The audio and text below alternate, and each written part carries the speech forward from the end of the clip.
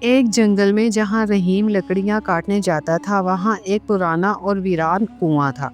یہ کنواں اتنا قدیم تھا کہ گاؤں والے اس کا نام لینے سے بھی گھبراتے تھے، مگر ایک زمانے میں یہ کنواں زندگی کی نشانی سمجھا جاتا تھا۔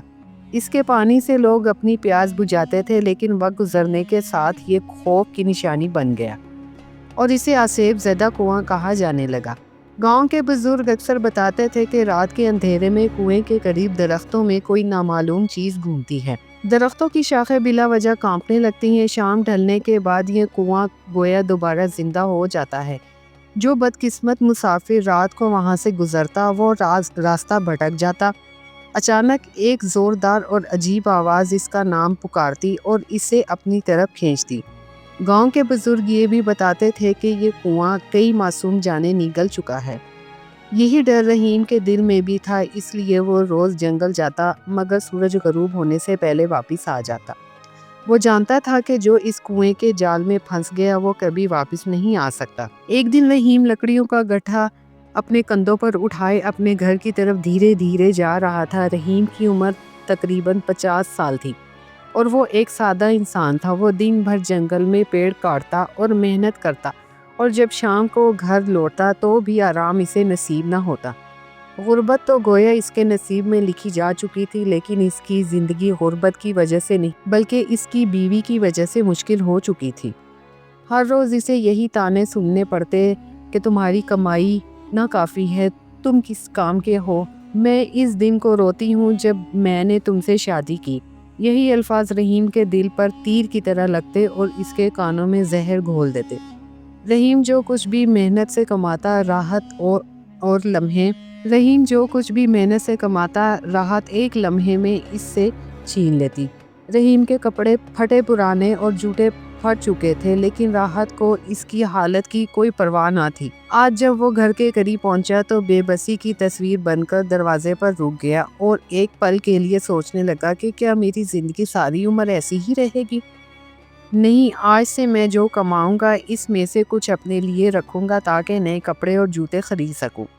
چنانچہ اس نے ایسا ہی کیا۔ وہ روزانہ تھوڑے تھوڑے پیسے جوڑتا رہا اور یہ بات راحت سے چھپا کر رکھی۔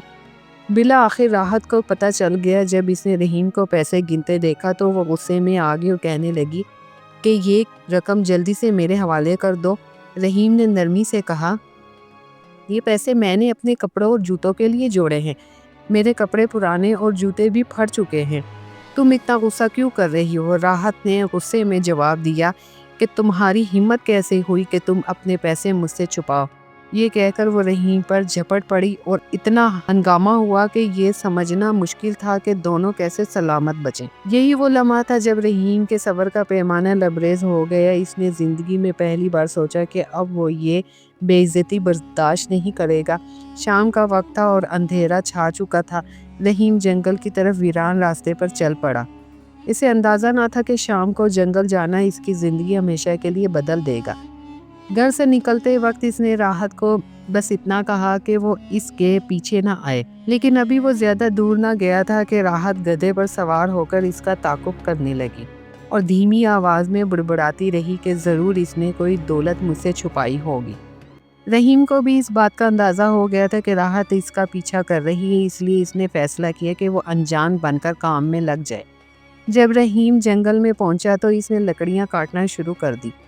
راحت دور کھڑی اسے دیکھنے لگی اور پھر ادھر ادھر ٹہلنے لگی، یہاں تک کہ وہ ٹہلتے ٹہلتے اسی ویران کنویں کے پاس جا پہنچی۔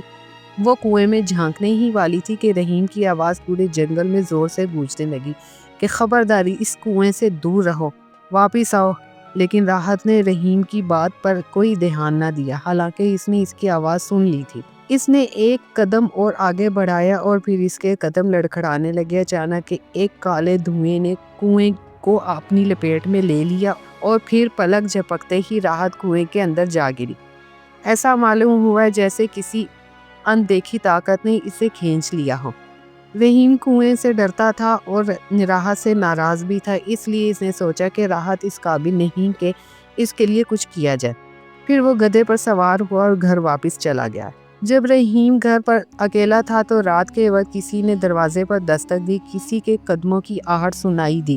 پھر اچانک راحت کی آواز اس کے کانوں میں سرگوشی کرنے لگی۔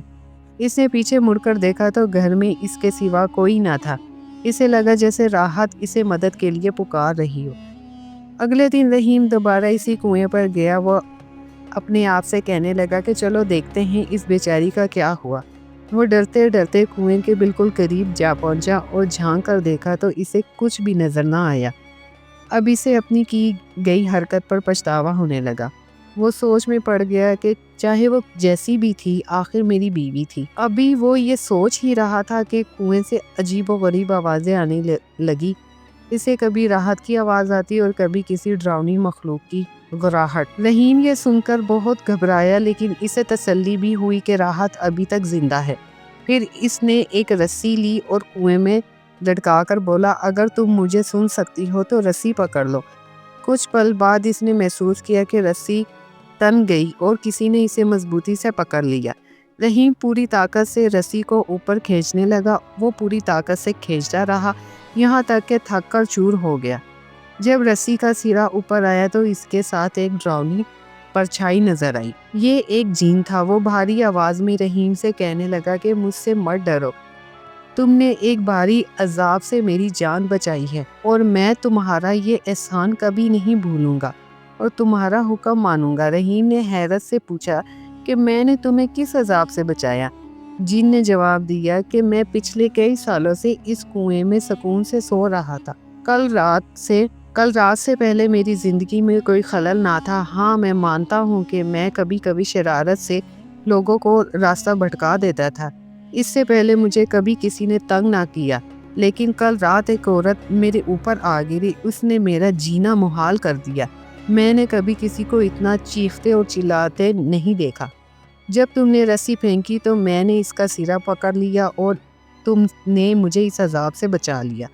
تمہاری اس بھلائی کے بدلے میں تمہیں انعام دینا چاہتا ہوں۔ اس کے بعد جن نے 3 پتے نکالے اور کہنے لگا کہ میری بات دھیان سے سنو۔ اب میں بادشاہ کی بیٹی کے بدن میں داخل ہو جاؤں گا اور وہ بیمار ہو جائے گی۔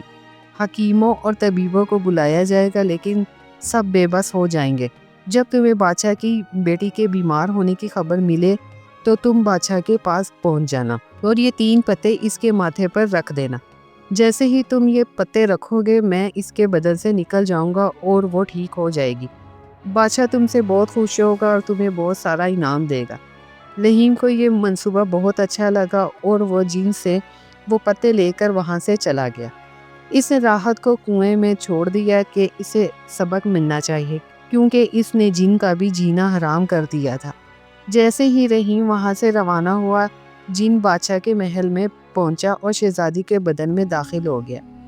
اس دن سے شہزادی خاموش ہو گئی اور ایک دن شدید بیمار پڑ گئی اور زور زور سے چیخنے لگی کہ میرے سر میں بہت درد ہے۔ جب بادشاہ کو اپنی بیٹی کی بیمار ہونے کی خبر ملی تو وہ فوراً اس کے کمرے میں پہنچا اور اسے تکلیف میں دیکھ کر بہت دکھی ہوا۔ اس نے اپنی ریاست کے سب حکیموں اور طبیبوں کو بلایا مگر سب بے بس ہو گئے۔ شہزادی درد سے تڑپ رہی تھی اور اس کی تکلیف بڑھتی جا رہی تھی۔ ادھر رحیم گھر آ کر بہت خوش تھا کیونکہ وہ راحت سے نجات پا چکا تھا۔ وہ اس خوشی میں جن کے دیے گئے 3 پتوں کو بھی بھول گیا۔ پھر ایک دن اس نے بادشاہ کا اعلان سنا کہ میری بیٹی بہت بیمار ہے۔ حکیم، نجومی، طبیب سب ناکام ہو چکے ہیں۔ جو میری بیٹی کو ٹھیک کرے گا میں اپنے خزانوں کا منہ کھول دوں گا۔ بادشاہ کا اعلان سنتے ہی رحیم کو جن کے دیے گئے 3 پتوں کا خیال آیا اور وہ فوراً بادشاہ کے محل کی طرف چل پڑا۔ جب بادشاہ نے رحیم سے پوچھا کہ کیا تم میری بیٹی کو ٹھیک کر سکتے ہو تو اس نے اکڑ دکھائی اور کہنے لگا کہ ہاں میں کر سکتا ہوں، لیکن پہلے میرے کھانے کا بندوبست کرو۔ خالی پیٹ کچھ نہیں ہوگا۔ اس کے سامنے طرح طرح کے لذیذ کھانے رکھے گئے اور رحیم نے پیٹ بھر کر کھانا کھایا۔ جب رحیم کھانے سے فارغ ہو گیا تو بادشاہ فوراً اسے اپنی بیمار بیٹی کے کمرے میں لے گیا۔ شہزادی ابھی بہت تکلیف میں تھی۔ رحیم نے 3 پتوں کو پانی میں بھگویا اور شہزادی کے ماتھے پر رکھ دیا۔ پتے رکھتے ہی شہزادی کا درد غائب ہو گیا اور وہ ایسی تندرست ہو گئی جیسے کبھی بیمار نہ تھی۔ بادشاہ نے رحیم پر دولت لٹا دی اور اس کا بہت شکریہ ادا کیا اور اسے عزت کے ساتھ محل سے رخصت کیا۔ اب رحیم اپنی زندگی میں بہت خوش تھا، لیکن اسے کبھی کبھی راحت کا خیال آتا۔ لیکن اسے واپس لانے کی ہمت نہ ہوئی۔ وہ ہر روز اسی کنویں پر جاتا اور کھانے کی ایک پلیٹ رسی کی مدد سے کنویں میں اتارتا اور واپس چلا آتا۔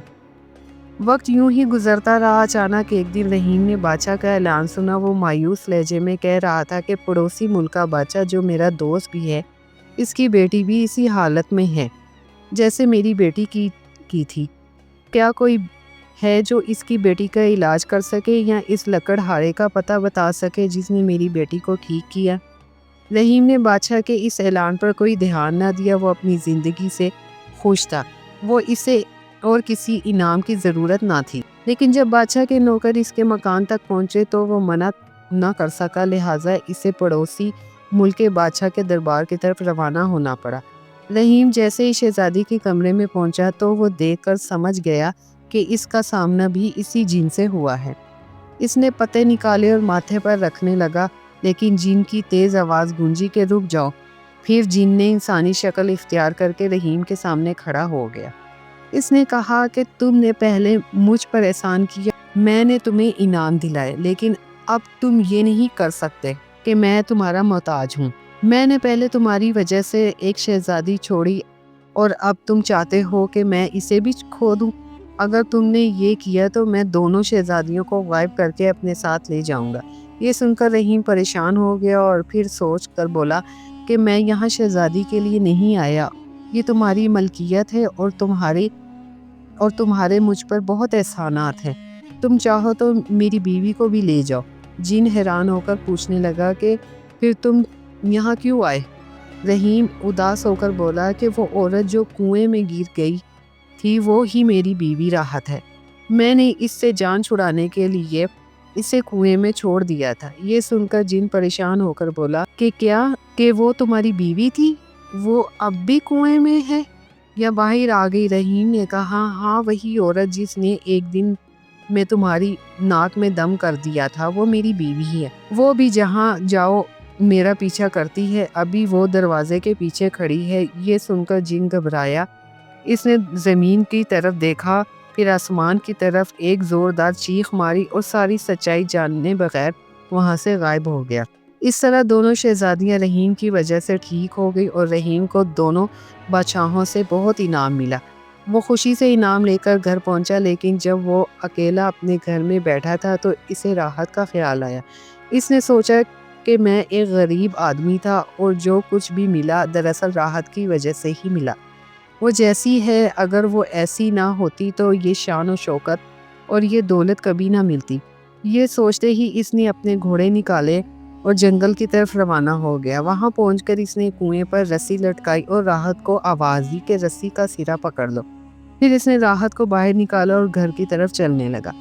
راحت بالکل خاموش اور شرمندہ تھی۔ رحیم نے سوچا کہ وہ بدل گئی ہے، لیکن گھر پہنچتے ہی راحت نے تانے دینا شروع کر دیے کہ اتنے دن مجھے کنویں میں چھوڑ کر بادشاہ کے محل میں مستیاں کرتے رہے۔ اس نے اگلے دن رحیم کے ہاتھ میں کلہاڑی تھمائی اور اسے لکڑیاں کاٹنے کے لیے جنگل بھیج دیا اور خود ساری دولت پر قبضہ جما لیا۔ حیرت کی بات یہ ہے کہ رحیم نے اس کی کسی بھی بات کا برا نہیں مانا، بلکہ خوشی خوشی اس کی بات ماننے لگا۔